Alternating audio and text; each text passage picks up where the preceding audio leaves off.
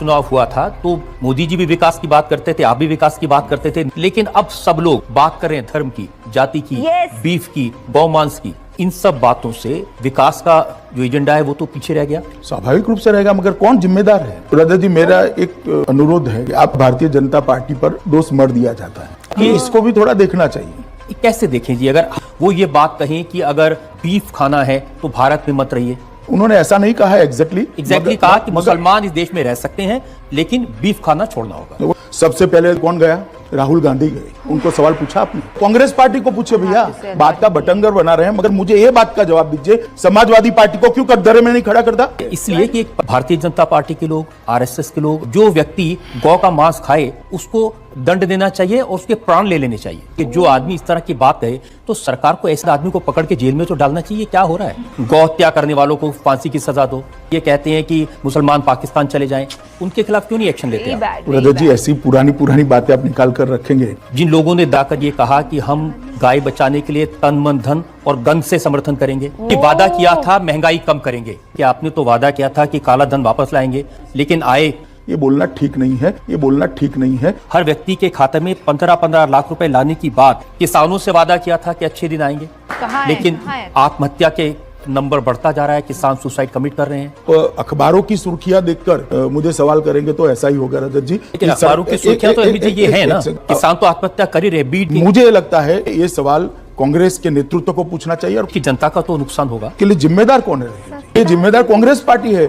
या फिर ये कहें कि भारतीय जनता पार्टी के नेताओं में अहंकार है और आपको उन्होंने नरभक्षी कहा। जी का भाषण सुन रहा था, वो कह रहे थे कि अमित शाह ने तंत्र मंत्र का षड्यंत्र करके उनके ऊपर पंखा गिरा दिया।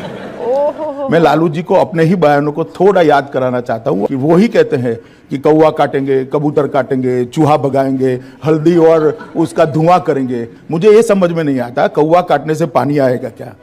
कबूतर काटने से रोड बनेगा क्या? हल्दी और वो क्या होता है, सिंदूर क्या कुछ बोले थे, उसका धुआं करने से शिक्षा आ जाएगी क्या? या चूहा भगाने से रोजगारी आ जाएगी? मुझे मालूम नहीं कौन से जमाने में लालू जी रहे। शुरू के दिनों में जब चुनाव हुआ था तो मोदी जी भी विकास की बात करते थे, आप भी विकास की बात करते थे, नीतीश कुमार भी बताते थे क्राइम के आंकड़े कितने हैं वो, लेकिन अब सब लोग बात कर रहे हैं धर्म की, जाति की, बीफ की, गौमांस की। देखिए, आपकी लाइब्रेरी से सारे भाषण निकाल कर देख लीजिए, किसने गौमांस का भाषण सबसे पहले, भाषण या इंटरव्यू बिहार में किया? आपको मालूम होना चाहिए, लालू जी ने किया। अगर लालू जी ये कहते हैं गाय के मांस और बकरी के मांस में मूलतः कोई फर्क नहीं है, इस बात से देश के काफी बड़े हिस्से में लोगों की भावनाएं आहत होती हैं। लेकिन इन सब बातों से विकास का जो एजेंडा है वो तो पीछे रह गया। स्वाभाविक रूप से रहेगा, मगर कौन जिम्मेदार है? मैं आपके माध्यम से की जनता को पूछना चाहता हूं, किसने वहां पर बात की शुरुआत करी? और आप एक बार एक बांध को तोड़ देते हो, बाद में पानी कहां तक जाएगा उसका कोई कैलकुलेशन रहता है क्या? जनता को आप मूर्ख समझना बंद कर दीजिए। आज वही फंसे पड़े। ये तो उन्होंने बांध को तोड़ते वक्त तय करना था कि क्या होगा।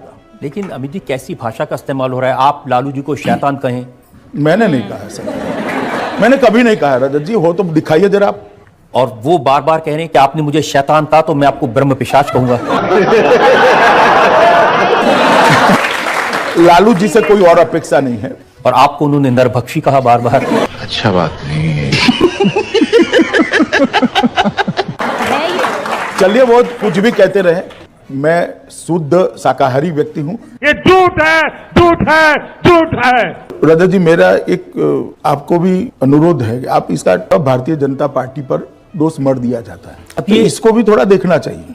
कैसे देखें जी, अगर मुख्यमंत्री जिम्मेदार व्यक्ति हैं, वो ये बात कहें कि अगर बीफ खाना है तो भारत में मत रहिए। उन्होंने ऐसा नहीं कहा है एग्जैक्टली कहा कि मुसलमान इस देश में रह सकते हैं लेकिन बीफ खाना छोड़ना होगा। वो ठीक है, ऐसा उन्होंने नहीं बोलना चाहिए। उन्होंने खुद खेद व्यक्त किया है और पार्टी ने भी कहा है कि खट्टर जी के बयान के साथ पार्टी इत्तेफाक नहीं रखती, वो उनका व्यक्तिगत बयान है। उन्होंने बयान नहीं देना चाहिए, उसमें दो राय नहीं है। सबसे पहले कौन गया? राहुल गांधी गए, उनको सवाल पूछा आपने? वो तो बोलते ही नहीं है। मगर वो नहीं बोलते हैं तो कांग्रेस पार्टी को पूछे भैया। ये ठीक है, उनके मुंह से एक शब्द निकल गया, उसको पकड़कर बात का बटंगर बना रहे हैं, मगर मुझे ये बात का जवाब दीजिए, इवन आपका चैनल भी समाजवादी पार्टी को क्यों कटघरे में नहीं खड़ा करता? करना चाहिए या नहीं करना चाहिए? काफी लोग तो ऐसे हैं जो मोदी क्यों चुने न जाए इसका एक पत्र पारित किए थे लोकसभा के चुनाव में।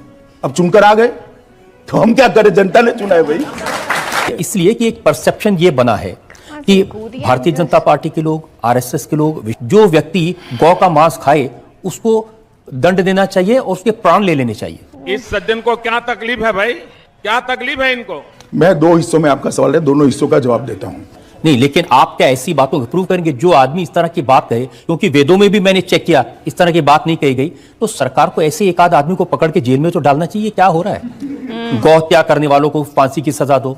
जो गिरिराज सिंह ये कहते हैं कि मुसलमान पाकिस्तान चले जाएं, उनके खिलाफ क्यों नहीं एक्शन लेते आप?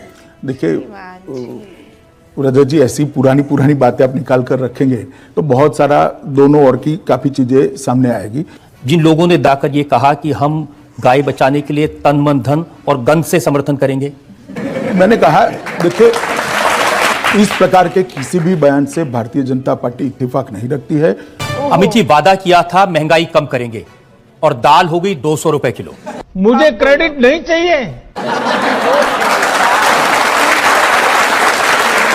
कह रहे हैं कि मोदी जी ने कहा था ना खाऊंगा ना खाने दूंगा, वो दाल के बारे में कहा था। रजत जी, महंगाई के आंकड़े हमारे बहुत नीचे चले गए हैं।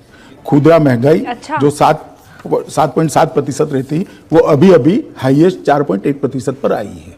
मुझे निश्चित भरोसा है कि भारतीय जनता पार्टी की सरकार महंगाई को काबू करेगी। तो करना, परेशान हो गए हम लोग 2.5 साल से, ये भी परेशान हो गए, हम भी परेशान हो गए, करो फिर, क्यों नहीं कर रहे?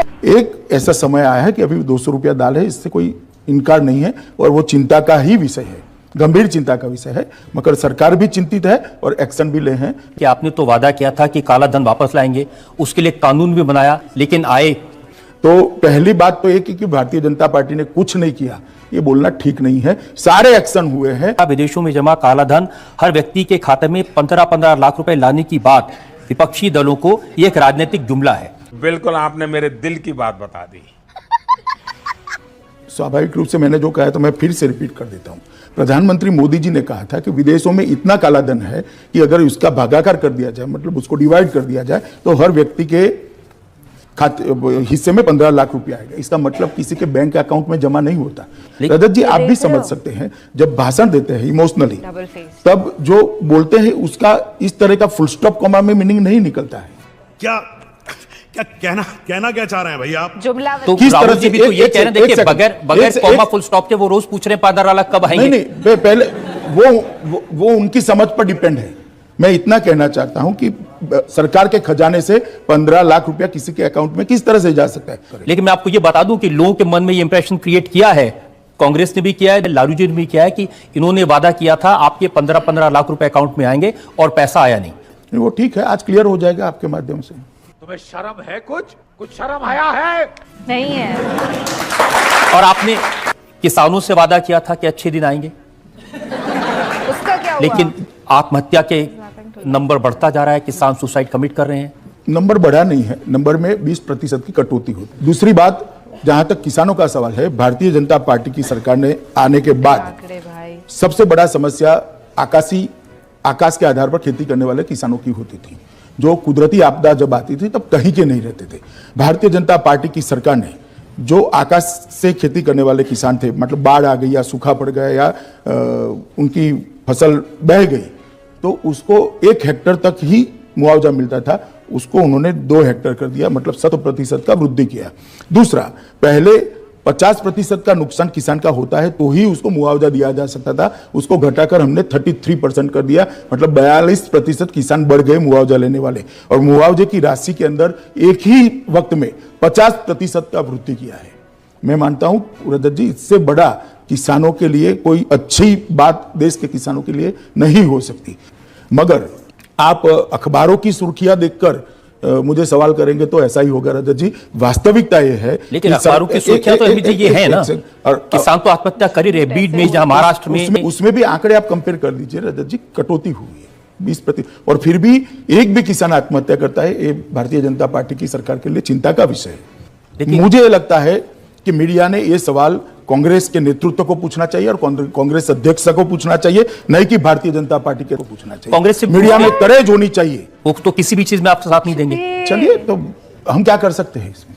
इस प्रकार की बचकाना बातें किसी के गले नहीं उतरती, लोग मजाक उड़ाते हैं। लेकिन देश की जनता का तो नुकसान होगा। हाँ, देश की, मगर उसके लिए जिम्मेदार कौन है रजत जी? तुम खुद इसके लिए जिम्मेदार कांग्रेस पार्टी है, जो किसी भी मुद्दे पर साथ देना नहीं चाहती। या फिर ये कहें कि भारतीय जनता पार्टी के नेताओं में अहंकार है और वो विरोधी दलों को साथ लेकर नहीं चलते। आप जरा एक ऑफर लेकर आइए कि क्या करना है, क्या करने से वो मान जाएंगे, हम तैयार हैं।